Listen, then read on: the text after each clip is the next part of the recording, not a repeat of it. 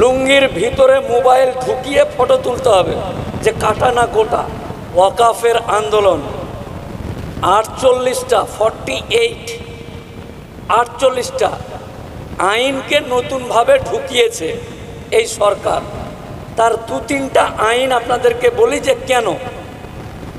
এই এলাকাতে একটা কবরস্থান আছে, এই কবরস্থানটাতে যে মা আমাকে জন্মগ্রহণ করিয়েছে, যার পেটে আমি 9 মাস ছিলাম, যার রক্ত যার মাংস খেয়ে পেটে বেরিয়ে এসেছি এই পৃথিবীতে, ওই মা, যে মায়ের দুধ খেয়েছি, ওই মা ওই কবরস্থানে কবর দিতে যাবে। মারা গেছে, কবর দিতে যাবে। বৃষ্টির দিন কবর থেকে পানি উঠছে। এই এলাকার রহিম হাজিকে বলা হলো, হাজি সাহেব, আপনাকে আল্লাহ অনেক টাকা দিয়েছে, আল্লাহ আপনাকে সম্মান দিয়েছে। মোফাক্কেরুল ইসলাম অ্যাডভোকেটের মাকে যেদিন মাটি দিতে যায়, সেদিন কবরে পানি উঠে গেছিল। তাই আমরা এই এলাকার মানুষগুলো সিদ্ধান্ত নিয়েছি, হাজি সাহেবের কাছে যাব, হাত পা ধরে এই দিঘির পাড়ে যে উঁচু জায়গাটা আছে, এটা আপনার কাছ থেকে দান নিয়ে কবরস্থান বানাবো। হাজি সাহেবও রাজি হয়ে গেল। এদিকে আপনারা গিয়ে মোহরি বাবু দিয়ে দলিল রেডি করলেন, কিন্তু ওইখানে এখানকার রহিম হাজি যে জমি দান করবে, তাকে ওইখানে গিয়ে লুঙ্গির ভিতরে মোবাইল ঢুকিয়ে ফটো তুলতে হবে, যে কাটা না গোটা। আর এই হাজিটা অরিজিনাল মুসলমান না, মুসলমান না। আধার কার্ডে চোখের ছবি, আঙ্গুলের ছাপ, ছবি সব নিয়েছে। এখন এই দেশে আপনি 5 বছর ধরে মুসলমান, এর প্রমাণ দেওয়ার জন্য একটা সার্টিফিকেট লাগে। তো আধার কার্ডের যদি ছবি আর আঙ্গুলের ছাপ নাই, তাহলে মুসলমান হওয়ার খতনা আর সুন্নত যে করেছেন, একদিকে রহিম হাজির ছবি আর একদিকে রহিম হাজির ওইটার ছবি, খতনার ছবি লাগিয়ে নিয়ে ঘুরতে হবে যে আপনি এই ভারতে আপনি মুসলমান না মুসলমান। হাসার জন্য বলছি না, আইন বলছি যে আপনি যে প্র্যাকটিসিং মুসলমান 5 বছর থেকে, তার প্রমাণ না দিলে ওয়াকাফ সম্পত্তি আপনি দান করতে পারবেন। এটা গেল এক। তাহলে আমার বাপ চাচাদেরকে, আমাকে অনেক সময় হাইকোর্টে বলে যে তুই বড় মুসলমান করছিস। তো আমি বলি, আরে ভাই, আমার দাদু মুসলমান, আমার দাদুর বাপ মুসলমান, আমার বাপ মুসলমান, আমি মুসলমান, তো কি করব? মুসলমানই তো করবো, এটাই তো স্বাভাবিক কথা। তাই এটা গেল একটা, যে মোবাইলের ছবি লুঙ্গির ভিতর তুলে আধার কার্ডের মতন সার্টিফিকেট বানাতে হবে যে মুসলমান কিনা। 1 নাম্বার 2, এই যে কবরস্থান আছে রোডের পাশে 10 বিঘা, এই 10 বিঘা কবরস্থানে আমার বাপের টাকা দিয়ে, এই এলাকার টাকা দিয়ে, মাথার ঘাম পায়ে ফেলে যে টাকা দিয়ে আমরা কবরস্থান কিনেছি, যেখানে আমার বাপ দাদুরা শুয়ে আছে, অলি আউলিয়ারা শুয়ে আছে, সেই জায়গাতে দিল্লিতে বসে অন্য লোক মাতব্বরি করছে। কি মাতব্বরি? তো বললো 10 কাঠা জায়গাটা অনেক দামি, আর এই এলাকার মানুষ মাসে, 2 মাসে, 6 মাসে মরে 3টা 4টা 5টা 10টা। এত বড়, হে মুসলমান কাঠমোল্লা, এত বোকা কেন তোরা? আমাকে দিয়ে দে 4 কাঠা জায়গা, তোরা ঘেরে নে, আর 9.5 বিঘা আমাদেরকে দিয়ে দে। আমরা এটাতে টোটো স্ট্যান্ড করব, ভুটভুটি স্ট্যান্ড করব, পানের দোকান খুলব। তো তারা জানে না যে আমাদের মতন মুসলমানের রক্তটা এখনো পুজ হয়ে যায়নি। পুজ হয়ে গেছে, ঠিক? আমাদের রক্ত লাল না পুজ? হ্যাঁ, ওরা জানে না। ওরা ভাবছে যে আমি বেঁচে আছি, আমরা বেঁচে আছি, আমার বাপ দাদু যেখানে শুয়ে আছে, আমার বেঁচে থাকাতে আমার বাপের কবরে, দাদুর কবরে টোটো চালাবে, ভুটভুটি ভ্যান চালাবে, পানের পিঠ ফেলবে, আর আমি বেঁচে আছি, আমরা বেঁচে আছি, আর আমাদের রক্তও ঠিক আছে। এটা হয় না। এটা গেল 2 নাম্বার পয়েন্ট। নাম্বার 3, এরকম করে 48টা আছে, 3টা বলেই শেষ করব, অনেক বক্তা আছে। এই দিক দিয়ে আপনাদের ডিএম, এই ডিএম গলদা চিংড়ি কিনে বাড়ি যাচ্ছে, ফিরছে, যেতে যেতেই একটা মসজিদ দেখছে, মসজিদের অনেকটা জায়গা, কারণ আমরা গরিব হলেও আমার বাড়িতে একদিক দিয়ে ছাগল, একদিক দিয়ে আর কিছু পালিয়ে যাচ্ছে, কিন্তু আমরা মাথার ঘাম পায়ে ফেলে পেটে গামছা বেঁধে এলাকাতে আমার বাপ দাদুরা চাঁদা তুলে আল্লাহর ঘরকে জিভ দিয়ে চাটা যাবে এরকম পরিষ্কার রাখি। ওই পরিষ্কার জিভ দিয়ে চাটা ডাইরেক্ট পুরো কায়নাতের মালিক, সারা জাহানের মালিক আল্লাহর ঘরকে এই জেলার ডিএম যদি মনে করে যে এই এলাকা দিয়ে যাচ্ছে এই মসজিদটা খুব সুন্দর, ये মসজিদ हमको दे दे कटमुल्ला, হ্যাঁ, যদি মনে করে যে ये मस्जिद हमको दे दे मुल्ला, ए मुसलमान ये कलिया ये मस्जिद हमको चाहिए, তাহলে চোখে লেগে গেল মসজিদটা। অফিসে গিয়ে বলবে এই কমিটির কাগজপত্র নিয়ে আয়, দলিল খতিয়ান আরএসএস যা যা আছে, না কি বলে ওটাকে, আরএসএস বেরিয়ে যাচ্ছে, বলেন দেখি, আরএস খতিয়ান পর্চা নিয়ে ডিএম অফিসে যখন গেলেন, এই আর মানে যারা মসজিদ কমিটির লোক আছে, তো বলছে যে এই জায়গাটার নাম কি, মঠবাড়ি, মঠবাড়ি জামে মসজিদ।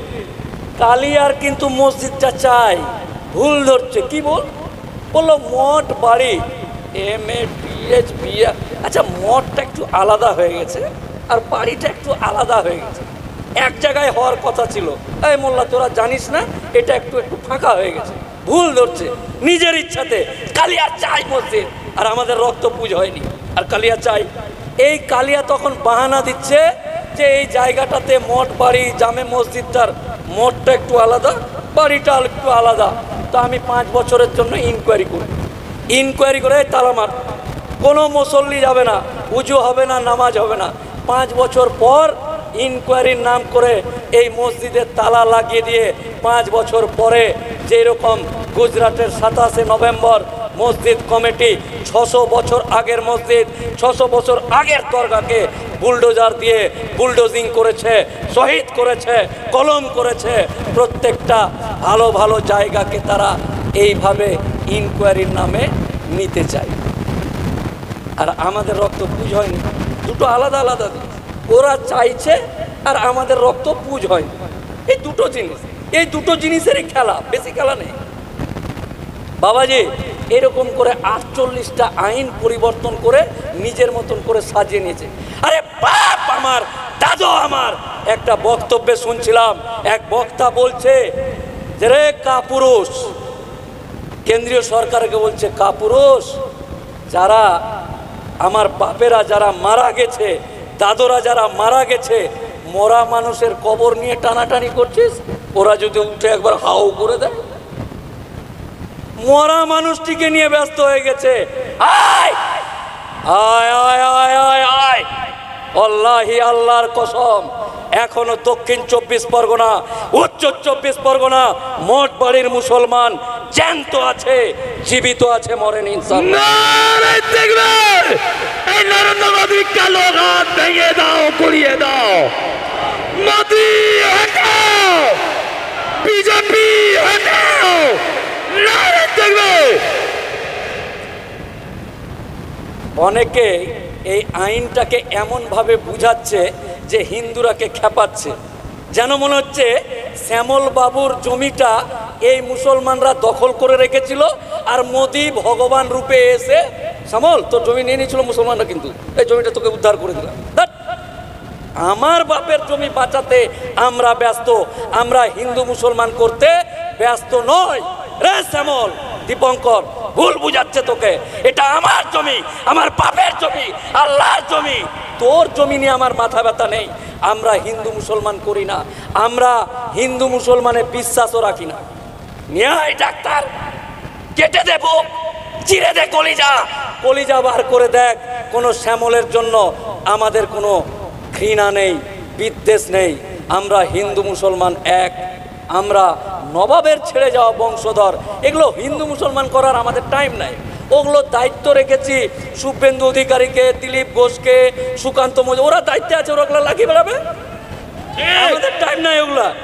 আমরা নিজেদের কাজ করতে ব্যস্ত আছি, আর অকারণে খালি মুসলমানদের ঘাড়ে চাপাচ্ছে। শ্যামল তোর বাপের জমি নিয়ে নিয়েছে না, শ্যামল বাবু ভুল বোঝাচ্ছে আপনাকে, এটা আমাদের জমি।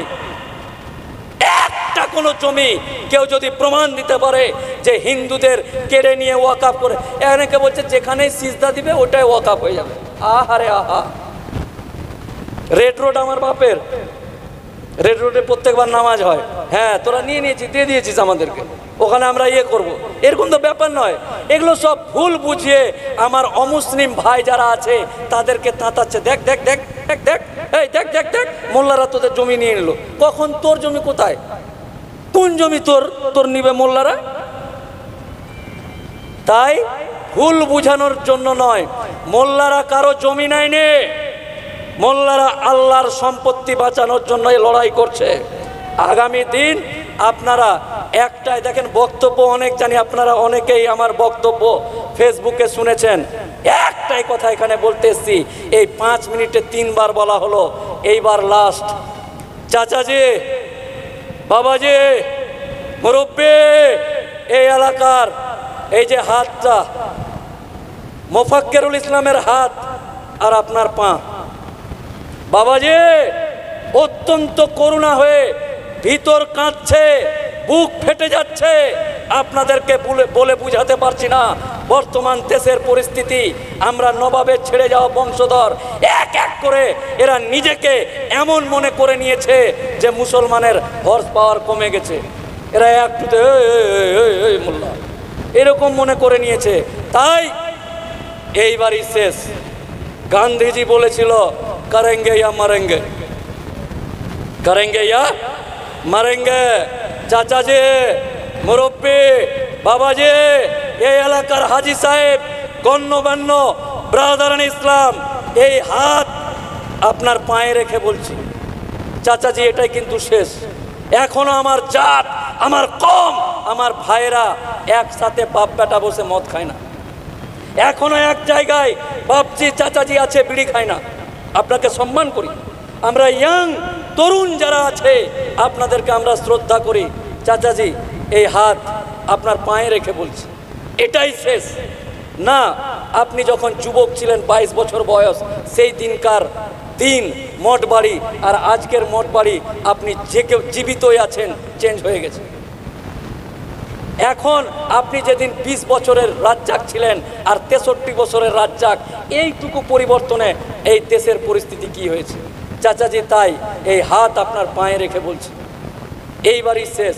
করেঙ্গে আমারেঙ্গে, নেতৃত্ব আপনাদেরকে দিতে হবে। সামনে আপনারা থাকবেন, পিছনে আমরা আছি। ইয়াং তরুণ প্রাণপ্রিয় যুবক ভাই, আমার মায়ের পেটের ভাইয়ের মতো ভাই, এই এলাকার যারা আছে, জয়নাল, মফিজুল, রাজ্জাক, কুদ্দুস, প্রাণপ্রিয় ভাই, এই হাত মোফাক্কেরুল ইসলামের হাত আর তোর হাত একসাথে, তোর বুক আর আমার বুক এক জায়গায়, এক জায়গায়। এই জায়গাতে নিজের কাজ, নিজের ব্যস্ততা বাদ দিয়ে জাতির স্বার্থে, দেশের স্বার্থে, সংবিধান বাঁচানোর স্বার্থে এই হাতের সাথে হাত রেখে একসাথে এই আন্দোলন করেঙ্গে ইয়া মরেঙ্গে। নারে তাকবীর, নারে তাকবীর, বিজেপির কালো হাত ভেঙে দাও, গুড়িয়ে দাও, নারে তাকবীর। অত্যন্ত গুরুত্বপূর্ণ কথা আপনাদের সামনে কৌশলগতভাবে আপনাদেরকে বললাম, যে কারণ বেশি বলে লাভ নেই। আপনারা এমন কোনো ঘটনা নেই যে জানেন না। আপনারা জানেন, আপনাদেরকে বলেছিল এই লুঙ্গি বাহিনী, এই লাত মেরে বাংলাদেশ পাঠিয়ে দেবে। আমরা এই জাতি এখানে বসে আছি, যাদেরকে এই সরকার একটা বিল পাস করার সময় মানুষই মনে করে না। চাচাজি, বাপজি, কি ভাবছিলেন আপনি? 23 বছর, 40 বছর, 75 বছর এই দেশের পতাকা ঘাড়ে নিয়ে আপনি বাঁচলেন কিভাবে যে আপনাকে মানুষই মনে করে না? একটা আইন পাস করছে যেখানে বাপের কবর কেড়ে নিবে, মসজিদ কেড়ে নিবে, এরকম আইন পাস করছে। 5 কোটি 3 কোটি শিখের আন্দোলনে, কৃষি আন্দোলন মনে আছে? এই আন্দোলনে মোদির মতন 56 ইঞ্চি টিভিতে এসে বলছে मुझको माफ कर दो, गलती हो गया। তো 5 কোটি লোক নিজের ফসলের দাম পাবে কিনা এটার জন্য এখানে অপারেশনের সময় এই জায়গাটাতে পাইপ লাগিয়ে মুতের থলি এরকম হাঁটে। এরকম 67 বছরের বুড়ো ঠান্ডাতে কাঁপতে কাঁপতে শিখ বা পাঞ্জাবি সম্প্রদায়ের ভাই আন্দোলনে গেছিল, তার জন্য এটা হয়েছে। আমরা 40 কোটি মুসলমান, আমরা 40 কোটি, 5 কোটির জন্য বা 3 কোটির জন্য যদি ফসলের দাম ঠিক পাবে কিনা এটার জন্য আন্দোলন করে মোদির মতন 56 ইঞ্চি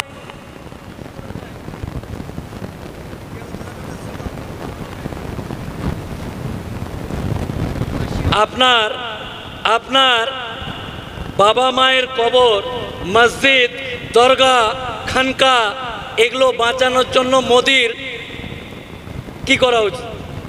এই জায়গাটা আপনাদেরকে তৈরি করতে হবে। তাই তো বললাম এই হাত আপনার পা, এই হাত আমার যুবকের হাতে হাত। তাই আন্দোলন থাকাকালীন বেটি এসছে জামাইয়ের জন্য 2 কেজি পোলট্রি কিনি, তারপর আন্দোলনে যাব না। এই পোলট্রি খেয়ে পেট খারাপ হয়ে গেছে, এই হৃদয় এই কলিজাতে মরিচা জমে গেছে।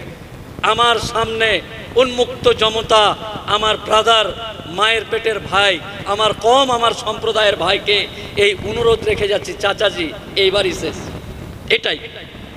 এরপর কোনো সরকার যদি আসে আর